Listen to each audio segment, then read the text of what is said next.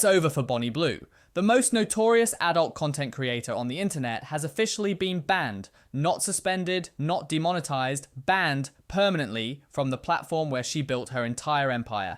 And not only has she lost hundreds of thousands in revenue, but she's now also being exposed for allegedly being a man, with claims that she transitioned at just 13 years old.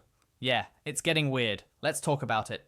Bonnie Blue has been the queen of online chaos for over a year now, constantly pushing the boundaries of what's acceptable, not just on OnlyFriends, but on the internet in general, and it's finally caught up with her after a string of stunts that most people would consider completely unhinged, including the now infamous glass box livestream. The platform finally pulled the plug. Her account is gone, all of it. And this was a woman making over $500,000 per month. To be clear, she didn't get banned for nudity or sexual content. That's what the platform is built for. She got banned because of the extremity of her actions. The company released a statement saying she violated multiple community guidelines over an extended period of time, which is PR speak for she made us look bad.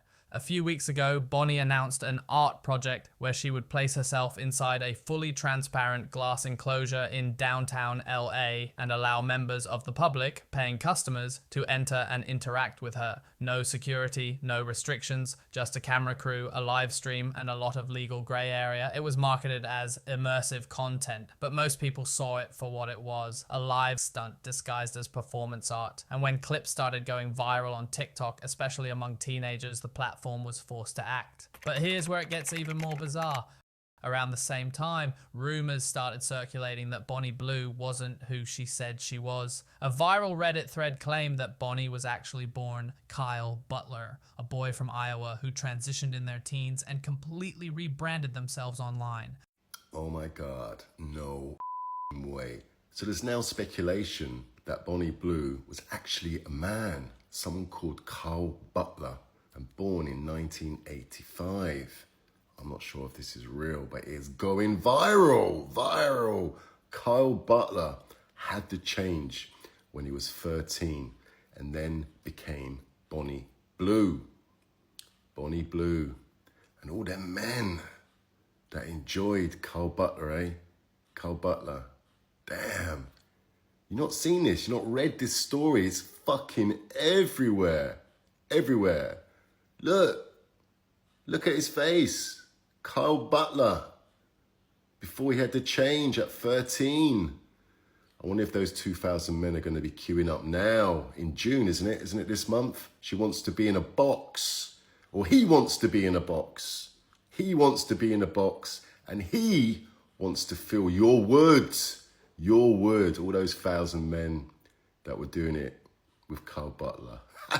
The theory exploded. People started digging up old yearbook photos, comparing voice clips, facial structures. Conspiracy YouTubers made entire videos breaking down supposed evidence. And when Bonnie was asked about it during a podcast interview, she just laughed and said, next week they'll say I'm a reptile. She didn't deny it, but she didn't confirm it either. And the internet, being the internet, took that as a challenge. Now the Kyle Butler theory is everywhere. It's on TikTok, it's on Twitter, it's even reached mainstream podcasts, and whether it's true or not almost doesn't matter anymore, because it's become part of the Bonnie Blue lore. Some people think she started the rumor herself, that it's all just another part of her never-ending cycle of shock content. And honestly, that makes sense. She's faked controversies before.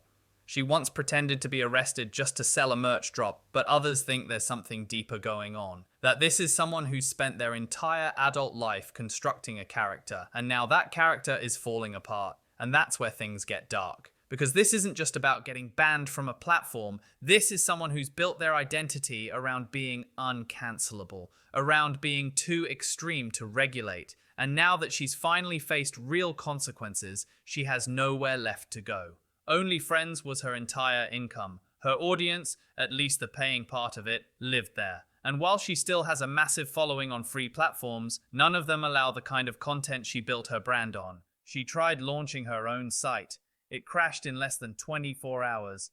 She hinted at moving to a crypto-based platform. It's not ready yet, and now her fan base is starting to fracture. Some people still defend her, saying she's a pioneer, a performance artist, someone who challenged the system, but others are finally starting to see the pattern, that this was never about art, it was about attention, and the moment that attention dries up, So does everything else. So what happens next? Some people think she'll pivot to YouTube and go full commentary mode, talking about the industry, about censorship, maybe even about the Kyle Butler rumors. Others think she'll disappear for a few months and then come back with something even more extreme. But most people think this is it, that Bonnie Blue has finally reached the end of the line, and honestly, it's hard to feel bad. Drop your thoughts in the comments and I'll see you in the next one.